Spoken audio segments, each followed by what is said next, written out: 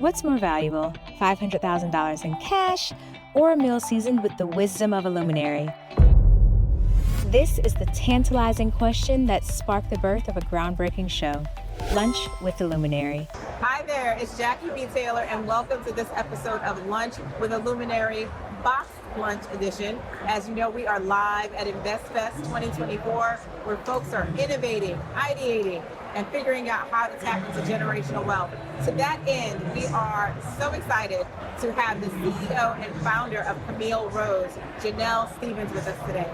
Janell, thank you for joining. Thank you so much for having me. I'm excited to be here. I'm always excited to have a little box lunch with someone, but you are at the forefront of all these amazing changes in the beauty industry. Yeah. Talk a little bit about how things have shifted since you started 12 years ago.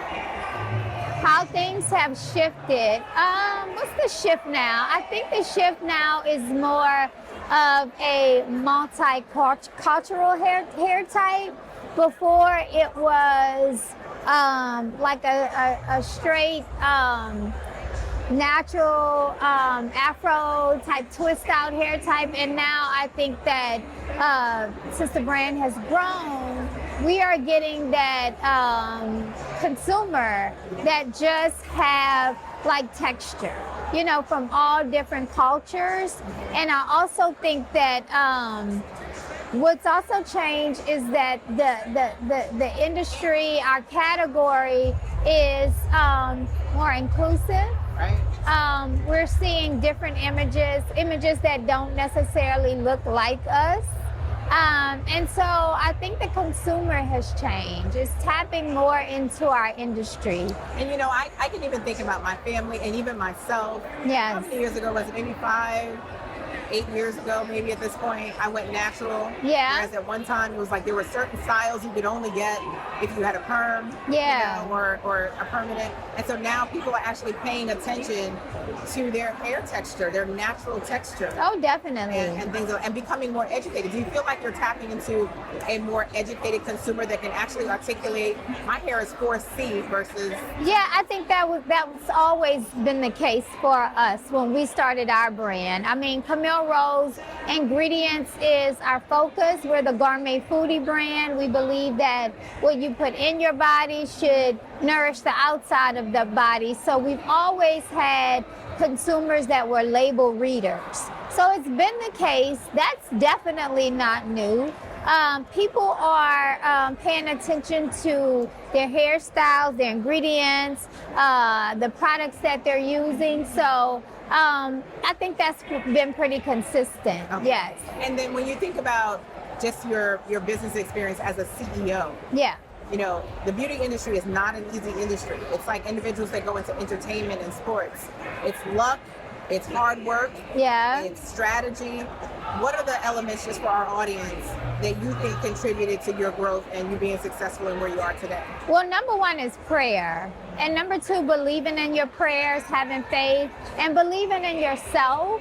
And then first and foremost is about drive and hard work, because a lot of us have these great ideas, but don't act upon them and don't really know what to do with that idea. And for me, I think that you have to dedicate, if that is truly your passion, you have to dedicate your time, you know what I'm saying, to doing something every day towards your passion and try to figure it out. Because I don't think that no one really knows, you know, like we don't. Not automatically. Not automatically, but it's educating yourself. A lot of it is not something you can go into like a school and learn. It's about educating yourself. So one of the things that we talk about is our entrepreneurs in Business Boost Society, free community for our entrepreneurs, they don't have the benefit of a rich uncle. Exactly. Many of them are first generation entrepreneurs. Yeah. They weren't able to kind of sit in the pizzeria while their parents, you know, worked and then handed it down to them. Right. So how 100%. Did you learn? How did you? I got it out the mud the way the majority of our culture gets it and have to get it. I'm self-taught. like my very first meeting at Target, I sat in that meeting pretending like I knew what the language was, what they were telling me. I didn't know any of that. Right. But I was making notes. I didn't let them know that I didn't know what they were talking about. But when I got outside of that meeting, I Googled and I educated myself on it. I have a master's in science. You know, I have a higher education degree, but it did not prepare me for this directly. You know what I'm saying? It prepared me to, okay, if you got to make a deadline, you have the grit, you can do it because we've done this in school. But as far as like the day-to-day business and operation, it did not prepare me. I had to educate myself. I had to teach myself. And then what about capital? So we talk about relationships, education, but also access to capital to grow your business. Access to capital, I think it's a little tougher. It's definitely, I didn't seek that out. I chose to grow at my own pace and self-fund.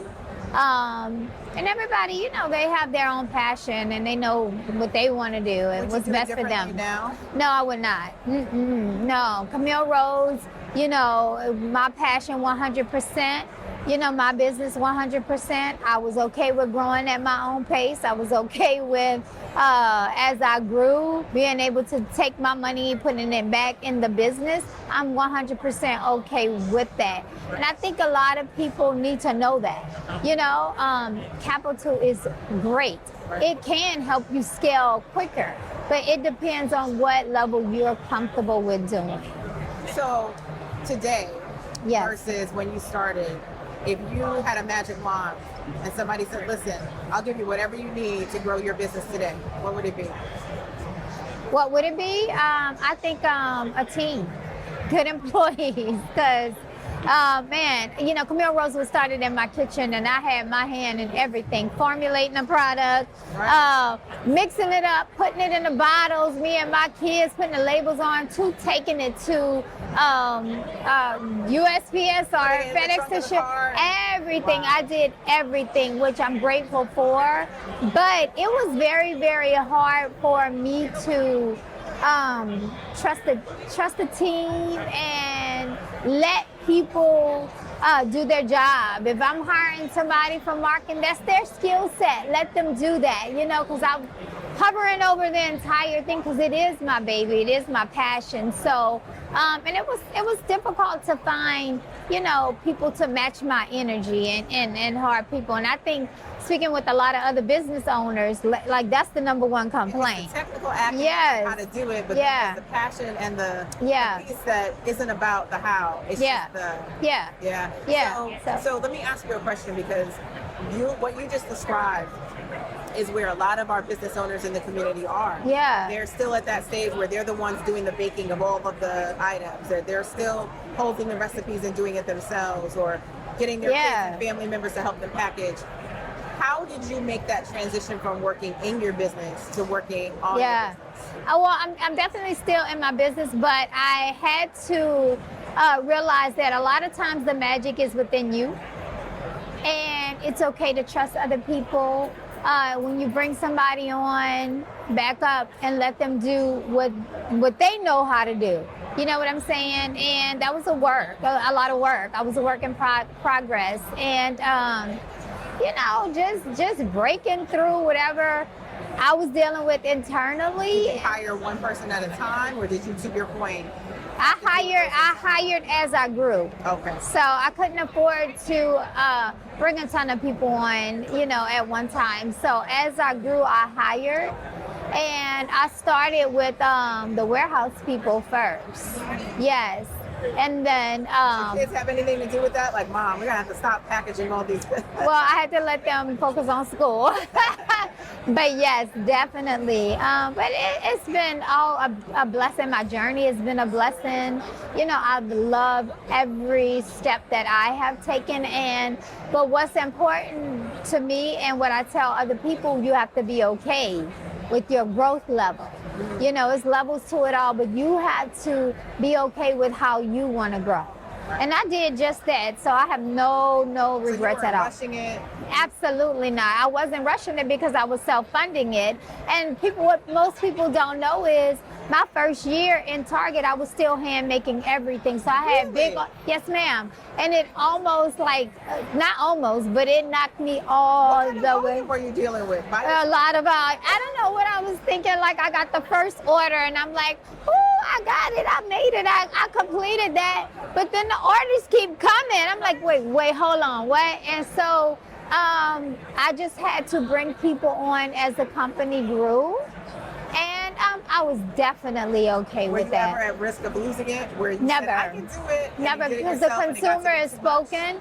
I've always been supported by my culture, my people, you know, and I made sure that what I put in that bottle, it was quality. Love it. Quality. Because when I started Camille Rose, it wasn't for to sell to other people, it was for me and my family. So I made sure I was going to give me and my family the best ingredients.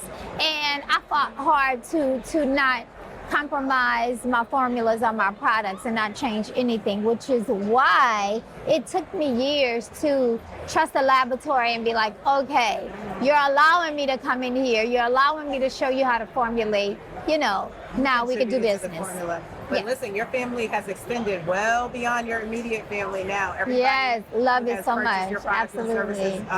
services, products realizes that. So talk about your new initiative with your Noir program. My Butte Noir Festival, yes. So it's a give back that I wanted to do for the city of Atlanta. Butte Noir, we celebrate that around Juneteenth, and it's a festival similar to like Invest Fest, where I have people come in and we have entertainment, we have food. It's a 2-day event, a weekend event, and we sell products, we have vendors, and we just have a good time and celebrate Juneteenth. Nice. Yes. So what do you think the connectivity is between your products and Juneteenth? Like, how do you connect the themes? Well, it's for the culture. The culture connects us. And we make sure we show up.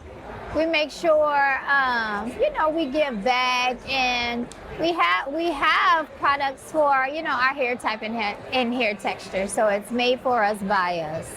Well, I can tell you this. You are a wonderful example for the ancestors. Thank for you. What we all should be doing from an entrepreneurial perspective, a generational wealth perspective. Absolutely. And then even the work that you do to give back to the community, to bring Yeah. it all full circle. Yeah. So thank you so much for enjoying this box Thank lunch. you. I think we should dig in. This looks pretty good. Absolutely. Let's do it. Thank Awesome. you.